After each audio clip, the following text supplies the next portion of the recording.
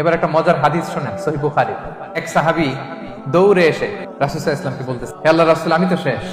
তুমি শেষ? কি হয়েছে তোমার? রাসূল, আমি রমাদানের দিনের বেলায় আমার স্ত্রীর সাথে ফিজিক্যাল ইন্টারকোর্স করে ফেলেছি, আমি তো শেষ হে রাসূল, আমার বাঁচান। এবার রাসূল সাল্লাল্লাহু আলাইহি ওয়াসাল্লাম বললেন, তুমি কি একটা দাস আজাদ করতে পারবে? কাফারার মূল বিধান হচ্ছে দাস আজাদ করা, অথবা 60টা রোজা রাখা, অথবা 60 জনকে খাওয়ানো। বললো না, আমার তো এই সক্ষমতা নাই, আমি পারবো না। তো রাসূল সাল্লাল্লাহু আলাইহি ওয়াসাল্লাম বললেন, তাহলে টানা 60 দিন রোজা রাখতে পারবে? বলতেছে, লা ইয়া রাসূলুল্লাহ, এটাও আমি পারবো না। এরপর রাসূল সাল্লাল্লাহু আলাইহি ওয়াসাল্লাম বললেন, তাহলে 60 জনকে খাবার খাওয়াইতে পারবে? বলতেছে, না, এটাও পারবো না। তো কোনোটাই সে পারবে না। এবার উনি বসে রইলেন। হঠাৎ করে রাসূল সাল্লাল্লাহু আলাইহি ওয়াসাল্লামের কাছে এক ঝুড়ি খেজুর আসলো। তুমি দাসও আজাদ করতে পারবে না, 60 দিন রোজা রাখার নিয়ম এটাও পারবে না, 60 জনকে খাওয়ানো এটারও সক্ষমতা নাই, তাহলে এই যে এক ঝুড়ি খেজুর আসছে আমার কাছে, সদাকার খেজুর, যাও এটা তুমি দান করে দাও। উনি বলতেছে যে আমার চেয়ে গরিব মদিনায় কেউ নাই।